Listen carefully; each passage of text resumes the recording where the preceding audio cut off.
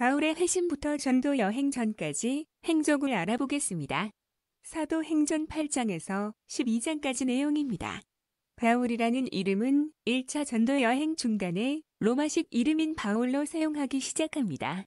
시작하겠습니다. 바울의 회심부터 전도 여행 전까지 행적. 사도행전 8장에서 12장까지 사울은 스데반의 죽음을 보고 그가 죽게 된 것을 당연하게 여겼어요. 그래서 누구보다 열심히 교회를 핍박하며 성도들을 잡아다가 감옥에 보냈어요. 유대교의 핍박으로 예루살렘 교회의 성도들은 여러 지역으로 뿔뿔이 흩어졌어요. 그러나 그들은 믿음을 잃지 않고 가는 곳마다 복음을 전했어요. 이제 예루살렘에는 사도들을 제외하고는 남아있는 성도들이 별로 없었어요. 그러자 사울은 다메섹에 있는 그리스도인들을 잡아오려고 대제사장에게 공문을 요청했어요. 사울은 대제사장에게 공문을 받아서 다메섹으로 출발했어요. 다메섹 가까이 도착했을 때 길에서 예수님을 만나게 되었어요. 사울아, 사울아, 왜 나를 핍박하느냐? 사울은 3일 동안 앞을 보지도 못하고 먹지도 마시지도 않았어요.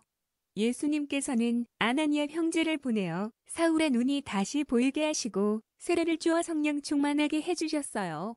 사울은 다메섹의 제자들과 며칠을 함께 지내고 회당에 가서 예수가 하나님의 아들이심을 선포했어요.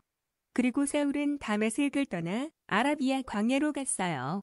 그곳은 모세와 엘리야가 하나님을 대면한 시내산이 있는 곳이에요. 사울은 이곳에서 성령님의 인도로 예수님에 대한 모든 것을 확실히 알게 되었어요. 사울은 3년이 지나자 다시 다메섹으로 돌아왔어요. 유대인들은 다시 돌아온 사울을 죽이려고 음모를 꾸몄어요. 그러자 사울의 제자들이 성벽에서 광주리를 이용해서 사울을 탈출시켰어요. 사울은 다메섹을 탈출해서 다른 곳으로 가지 않고 예루살렘으로 갔어요. 그 이유는 제자들을 만나서 동력하고 싶었기 때문이에요. 그러나 예루살렘의 형제들은 사울을 믿지 못했어요. 그때 하나님께서 준비해 주신 사람이 있었어요.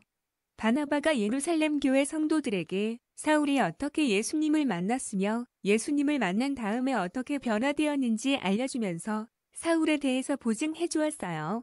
그러자 예루살렘 교회가 사울을 받아주었어요. 그래서 사울은 제자들과 함께 할 수 있었고 예루살렘에 있는 회당에 가서 예수님을 전했어요. 그러나 헬라파 유대인들이 사울을 미워하며 죽이려고 했어요. 그래서 사울은 15일 만에 예루살렘을 떠나야 했어요.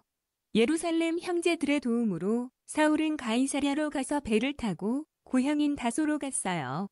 그리고 시간이 흘러 수리아 안디옥의 교회가 세워졌어요. 이곳은 헬라 사람들이 세운 교회였어요. 이 소식을 들은 예루살렘 교회는 안디옥 교회를 돕기 위해 성령 충만하고 믿음이 좋은 바나바를 보내기로 했어요. 바나바는 먼저 다소에 있는 사울을 찾아갔어요. 바나바는 사울과 함께 안디옥 교회로 와서 함께 1년 동안 제자들을 가르치며 도왔어요. 그러자 그때부터 처음으로 그리스도인이라고 불리게 되었어요. 그리고 그때에 모든 지역에 기근이 왔어요. 그래서 안디옥 교회 제자들은 각자 자기 형편에 따라 유대에 살고 있는 형제들을 돕기로 했어요. 그래서 그들은 구제 헌금을 모아 바나바와 사울을 예루살렘 교회로 보냈어요. 바나바와 사울이 예루살렘에 머물고 있을 때에 헤롯 왕이 사도 야고보를 죽였고 베드로도 붙잡아 감옥에 가뒀지만 조이 천사의 도움으로 탈출하는 일들이 있었어요. 하나님께서 교만한 헤롯 왕을 쳐서 벌레에 먹혀 죽게 하셨어요. 이런 일들을 경험하고 사울과 바나바는 안디옥 교회로 돌아왔어요.